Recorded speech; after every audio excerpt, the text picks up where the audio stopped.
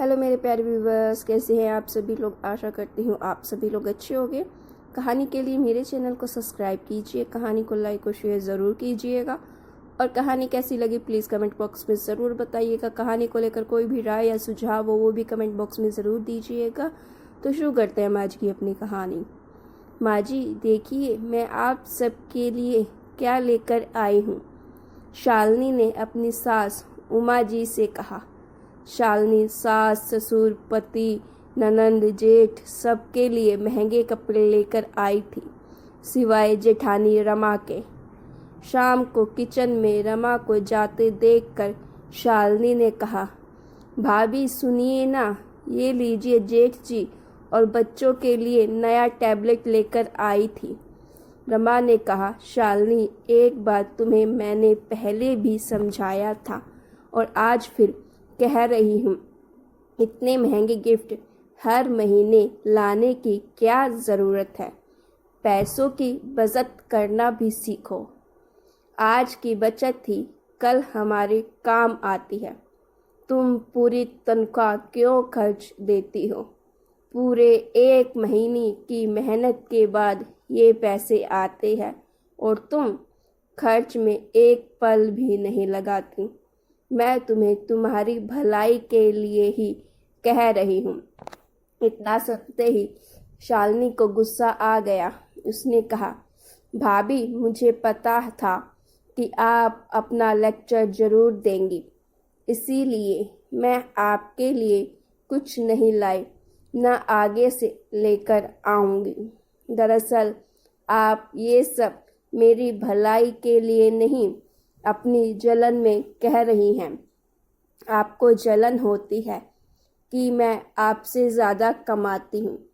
आप सबके लिए इतने महंगे गिफ्ट ला ही नहीं सकती, क्योंकि इसके लिए बड़ा दिल चाहिए, जो आपके पास तो बिल्कुल भी नहीं। आप एक मिडिल क्लास कंजूस औरत है।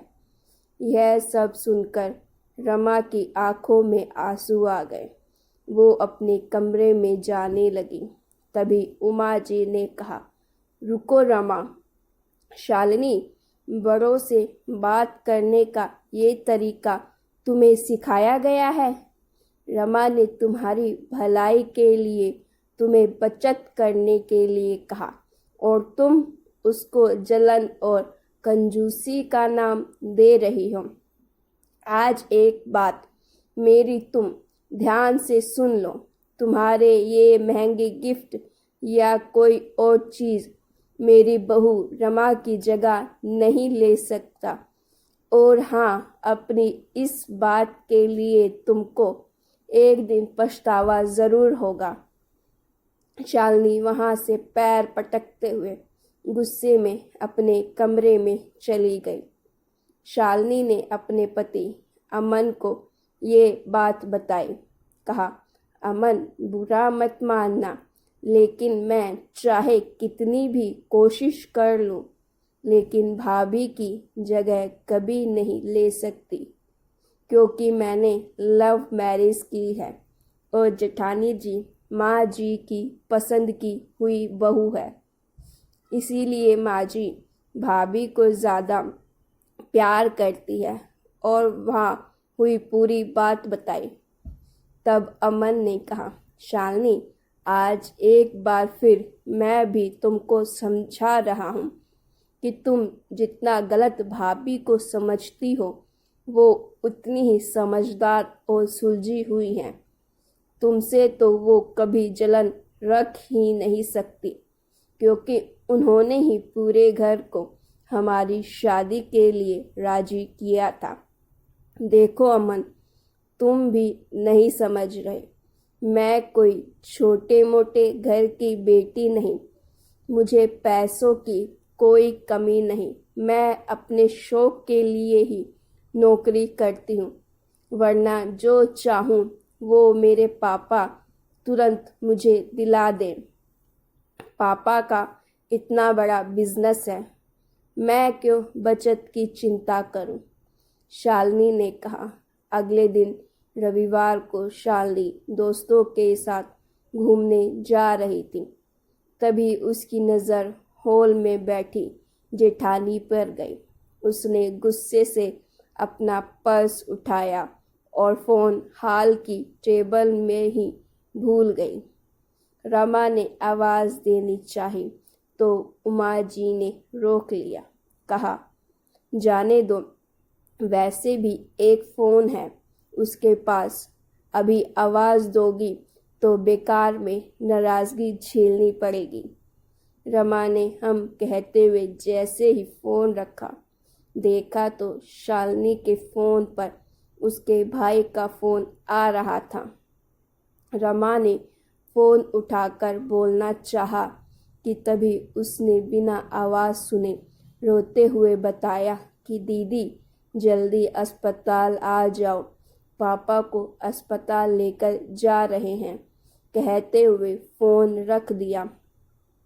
रमा के साथ पूरा परिवार अस्पताल पहुंचा। वहां जाकर पता चला कि उनके पार्टनर ने उन्हें धोखा दे दिया और धोखे से सब कुछ अपने नाम कर लिया।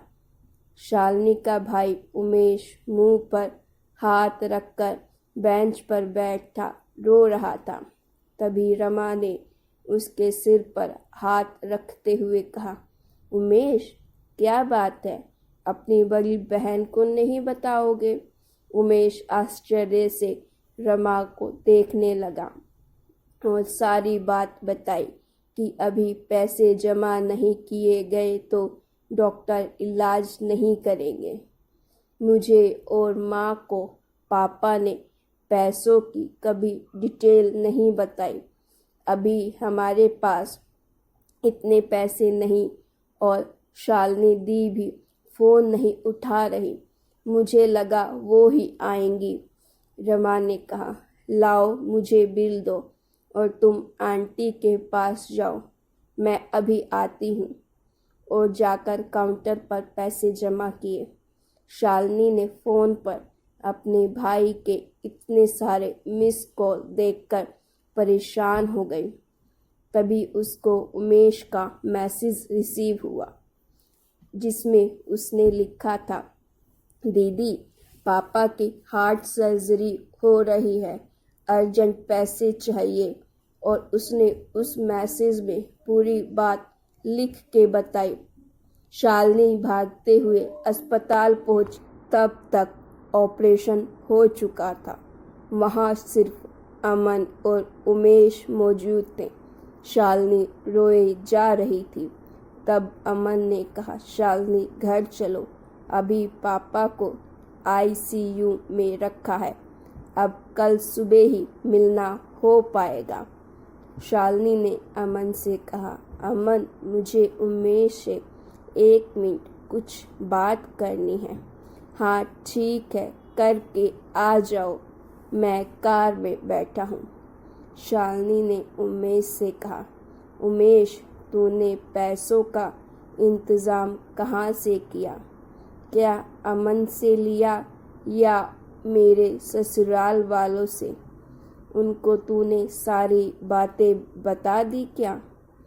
शालिनी मन ही मन सोच रही थी कि अब उसको हमेशा ताने सुनने पड़ेंगे और इनके पास होंगे तो भी ये लोग मदद नहीं करेंगे। सासू माँ ने पहले ही कह दिया था।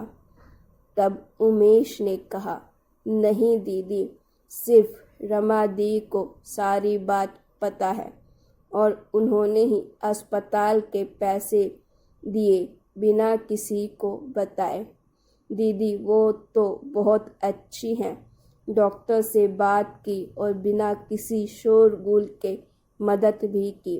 अगर आज वो ना होती तो ना जाने क्या होता। वो तो माँ को भी अपने साथ घर पर लेकर गई हैं। शालिनी सन्न हो गई सुन के, जिस जेठानी की इज्जत उसने कभी नहीं की, आज उन्होंने उसके लिए इतना कुछ किया। घर पहुंचकर उसने देखा कि रमा उसकी माँ का सिर दबा रही थी। शालिनी माँ के गले लग गई। तब रमा ने शालिनी से इशारे में ना रोने की अपील की। शालिनी अपने आंसुओं को रोकते हुए बोली, माँ मैं चेंज करके आती हूँ। शालिनी ने अमन से कहा, अमन ज़रा भाभी को कमरे में भेजना। रमा कमरे में आते ही बोली, शालिनी मैंने तुम्हें रोने से इसीलिए रोका क्योंकि आंटी जी भी कब से रो रही थी और उनका सर दर्द होने लगा था। वो घर पर अकेली रहती तो ज़्यादा सोचती, इसीलिए यहाँ लेती आई कि अब हम सब के बीच उनको अच्छा लगेगा। तुमको बुरा लगा हो तो। शालिनी ने रमा का हाथ पकड़ के अपने एक हाथ रमा के मुंह पे रख के कहा, भाभी बस इतना शर्मिंदा मत कीजिए मुझे, आप मुझे माफ़ कर दीजिए। मैं आपको पहचान नहीं पाई, आपकी अच्छाई को आपका ढोंग समझ बैठी। आपका एहसान मैं कभी नहीं भूलूंगी। नहीं शालिनी, कोई एहसान नहीं किया मैंने, वो भी तो मेरे माता पिता समान ही हैं और बहनें कभी एक दूसरे पर एहसान नहीं करती। तुम तो मेरी छोटी बहन जैसी हो। गलती करना तुम्हारा अधिकार है, समझाना मेरा काम, समझी? हाँ भाभी, शालिनी ने रमा के गले लगकर रोते हुए कहा, लेकिन अब आपकी ये छोटी बहन कभी कोई गलती नहीं करेगी और आपकी हर बात मानेगी, वादा रहा। तो गाइज़, आपको ये स्टोरी कैसी लगी, अच्छी लगी तो लाइक कीजिएगा और मेरे चैनल को सब्सक्राइब करना मत भूलिएगा और अपनी राय ज़रूर